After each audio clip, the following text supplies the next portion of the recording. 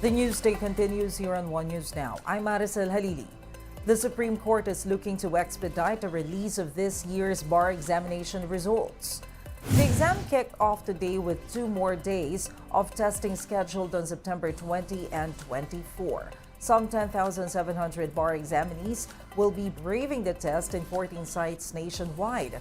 Over 5,800 of them are first-time takers. 2023 bar chairperson and Supreme Court Associate Justice Ramon Hernando intends to publish the results before Christmas Day this year. The oath-taking and roll signing are also set before the year ends. In our experience, in the past 2 bar examinations, yung PAC correct using the laptop has proven to be very effective in facilitating. Napakabilis ng checking. Mas mabilis yung results, mas mabilis din yung admission to the practice of law already. A security expert says the government should consider going south if plans to put up additional EDCA sites push through. International Development and Security Cooperation President Chester Cabalza told a big story that additional EDCA sites in Visayas and Mindanao will help cover territorial interests in the area. He added that installing military bases in Luzon will only put the country at risk of further aggression from China. To de-escalate the political and geopolitical bias on it, we should also bring it down to Visayas and Mindanao para hindi nila isipin na, kami ang pinapatamaan nyo eh. Because we have also issues with our southern corridor, with our maritime neighbors in Malaysia and Indonesia. And at the end of the day, Cabalza also believes it's a good move for the Senate to invite Chinese academics to get their insights on maritime zones. The Senate has formed a special committee that will draft a Philippine map, which will include territories in the disputed waters. We also have American academics coming over, and this is the first time that any think tank will hold representatives, academics coming from the US, China, and Southeast Asia. So the mere fact that the Senate and our government is inviting the Chinese academics, that means that we are fair. Tama lang yun. We'll be back with more stories after the break. Keep it here on One News.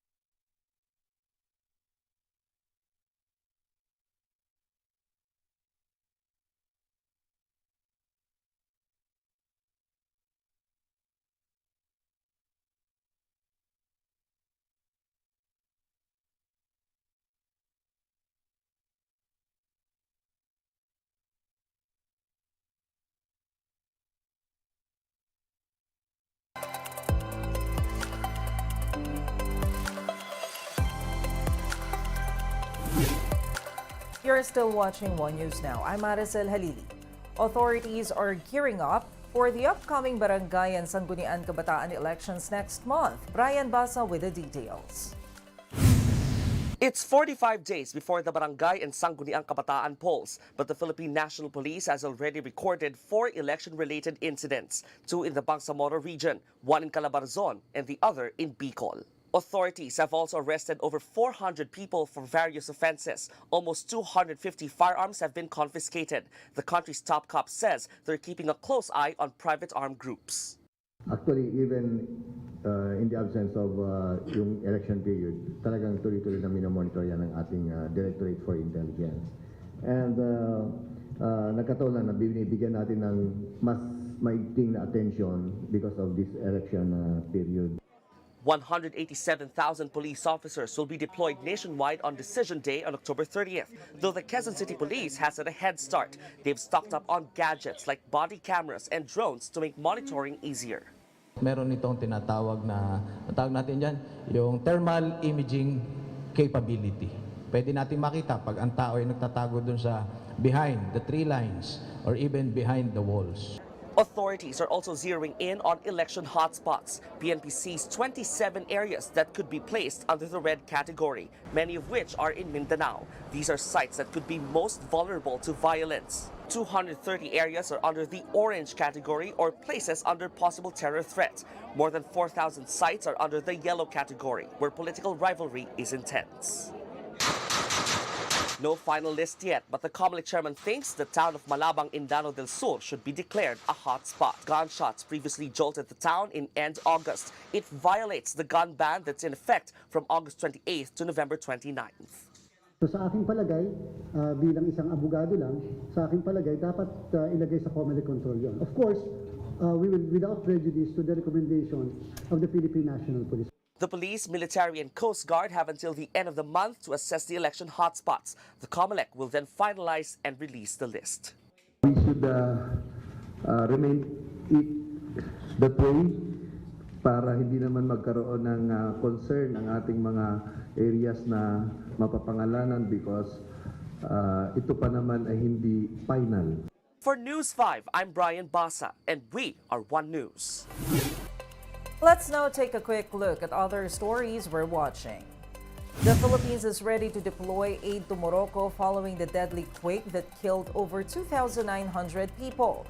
The Office of Civil Defense will be in charge of sending the contingent to Morocco. The Armed Forces Western Command suspects Chinese involvement in the massive harvesting of corals at Rosul Reef. Westcom also identified over 30 Chinese fishing vessels in various areas within the Philippines' exclusive economic zone in the West Philippine Sea. And in sports, PBA Season 48 opens with a rookie draft. Terra Firma gets first pick, with coaches expecting top-notch choices up to the 3rd round. And those are the top stories of the hour. Join us later at 10:45 a.m. as we continue to monitor today's biggest stories. I'm Maricel Halili. We are One News.